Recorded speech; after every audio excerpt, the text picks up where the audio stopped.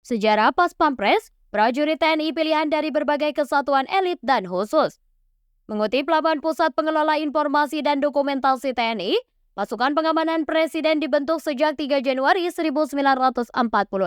Bermula ketika kereta api luar biasa membawa rombongan Presiden Soekarno dan Wakil Presiden Muhammad Hatta dari Jakarta ke Yogyakarta dalam misi penyelamatan pimpinan nasional. Kini Pas Pampres terdiri dari prajurit pilihan dari berbagai cabang kesatuan khusus dan elit di TNI seperti Kostrat, Kopassus, Raider, Marinir, Kopaska, Paskas, dan Polisi Militer. Pasukan pengamanan presiden adalah pasukan yang bertugas melaksanakan pengamanan fisik langsung jarak dekat setiap saat kepada presiden dan wakil presiden, mantan presiden dan wakil presiden beserta keluarganya, serta tamu negara setingkat kepala negara atau kepala pemerintahan dan juga bertugas menyelenggarakan fungsi protokoler kenegaraan dalam rangka mendukung tugas pokok TNI. Hingga saat ini, Pas Pampres dibagi menjadi beberapa grup dengan fungsinya masing-masing, yakni Grup A untuk pengawal presiden dan keluarganya, Grup B untuk mengawal wakil presiden dan keluarganya, Grup C mengawal tamu negara dan keluarganya, dan Grup D yang baru dibentuk pada tahun 2014 bertugas untuk mengawal para mantan presiden dan wakil presiden. Berikut sejarah perjalanan pengawal presiden yang kini bernama Pas Pampres. 1. Tokomu Kosakutai. Pengawalan presiden pertama kali dilakukan oleh pemuda Tokomu Kosakutai atau Kesatuan Polisi Macan. Pasukan ini pertama kali mengawal Presiden Soekarno pada saat pembacaan proklamasi pada 17 Agustus 1945 dengan membawa senjata.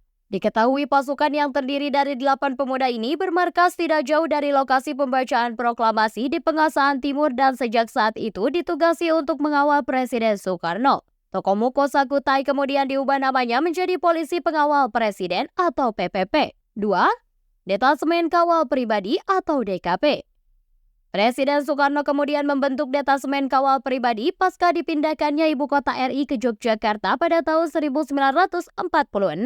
Guna melancarkan operasi pemindahan para petinggi negara dari Jakarta ke Yogyakarta, 8 pemuda yang tergabung dalam PPP melaksanakan perintah rahasia presiden untuk melakukan operasi pengamanan tersebut. PPP kemudian namanya diubah menjadi Detasemen Kawal Pribadi dengan Komandan AKBP Manggil Martowijojo.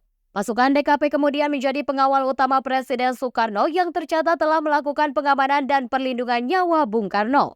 Salah satunya pada saat percobaan pembunuhan Presiden pada 14 Mei 1962 saat Bung Karno melaksanakan sholat Idul Adha di Istana Negara. 3. Resimen Cakrabirawa. Atas inisiasi Jenderal Ahan Nasution selaku Menteri Pertahanan saat itu, DKP diubah menjadi Resimen Cakrabirawa. Antara percobaan pembunuhan presiden yang terus terjadi pada tahun 1962. Nama Cakrabirawa diambil dari nama senjata milik Batara Kresna yang berdasarkan cerita lakon Wayang Purwa tersebut merupakan senjata penumpas semua kejahatan.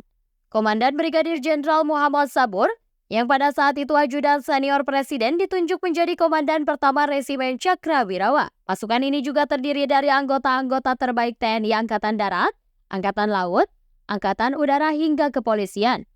Pasca peristiwa G30 SPKI, Resimen Cakrabirawa dibubarkan. 4. Satgas Pomat.